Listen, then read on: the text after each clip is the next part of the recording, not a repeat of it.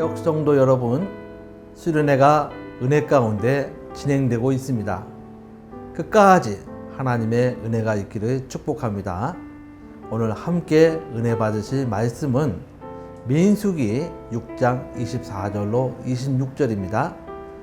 여호와는 내게 복을 주시고 너를 지키시기를 원하며 여호와는 그의 얼굴을 네게 비추사 은혜 베푸시기를 원하며 여호와는 그 얼굴을 네게로 향하여 드사 평강 주시기를 원하노라 할지니라 하라.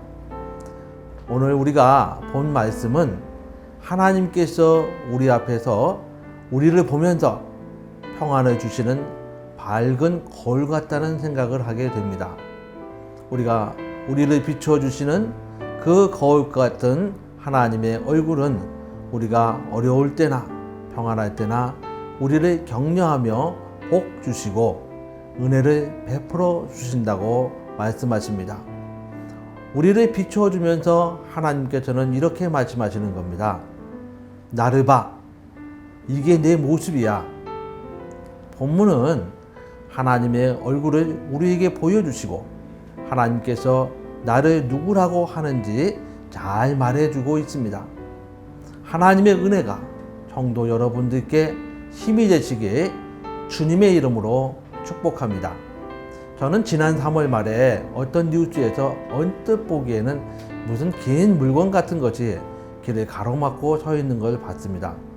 이게 뭔가 하고 화면을 자세히 보니까 엄청나게 큰 컨테이너 배가 이집트에 있는 수에즈 운하를 가로막고 있었던 것입니다. 바다와 바다를 연결한 이 운하를 통하지 않고 아프리카 데리고 돌아가면 운송비가 너무나 비싸니까 수많은 배들이 이 운하를 이용하는 겁니다. 100길로 지름길이 되는 것이었습니다.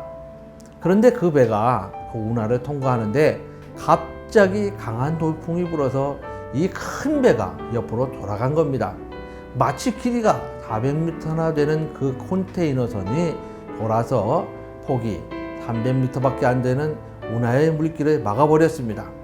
아무리 큰 포크레인을 가져다가 땅을 파내도 꼭 개미가 붙어서 꼼지락거리는 것처럼 보였습니다. 그 큰 배의 앞과 뒤가 모래 암초에 걸려서 꼼짝을 안 하는 것이었던 것입니다.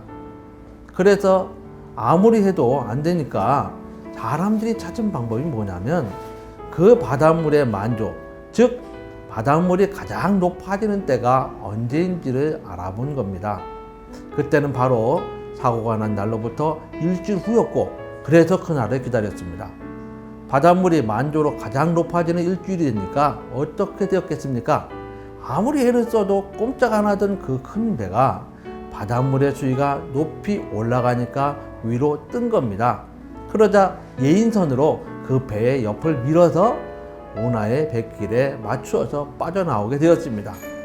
그 일이 있고 나니까 사람들은 그 일로 손해배상 비용이 얼마나 나와 있는지에 관심을 기울이기 시작했습니다. 계산한 것을 말하는데 하루에 10조 원이라는 것입니다. 일주일이니까 70조 원.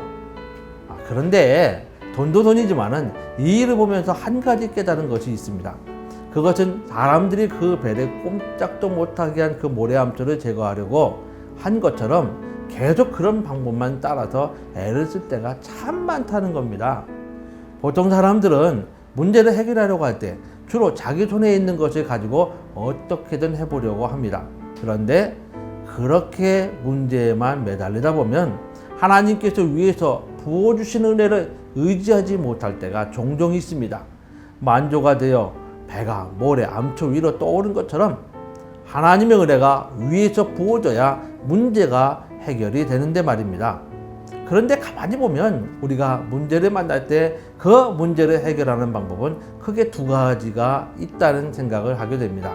첫 번째는 위에서 부어지는 하나님의 은혜와 도우심으로 그 문제가 위로 떠올라서 주님이 원하는 길로 가는 것입니다. 두 번째는 그 암초와 같은 문제를 내 힘으로 직접 제거하고 가는 것입니다.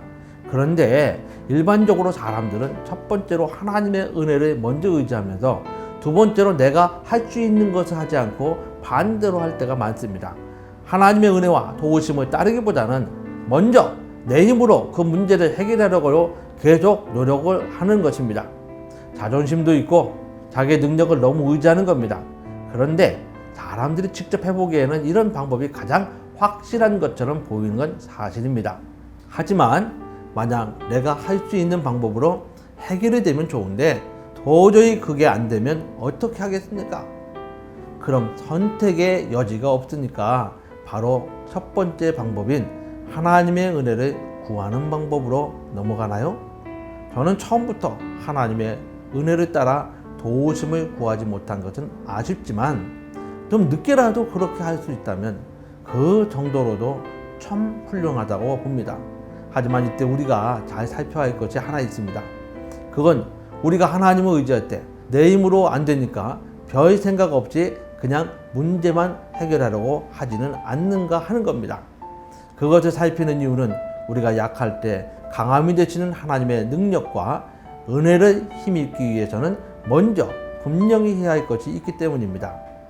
이 과정을 그냥 흐지부지하면 다음에 문제가 나타날 때 또다시 하나님보다는 먼저 자기 힘을 의지하게 됩니다. 그럼 우리가 그렇게 노력을 해도 안 돼서 이제부터는 하나님을 먼저 의지하겠다고 할 때 우리가 분명히 하고 넘어갈 것은 무엇일까요? 그것은 하나님 앞에서 나의 한계가 어디까지인지 그대로 인정하는 것입니다.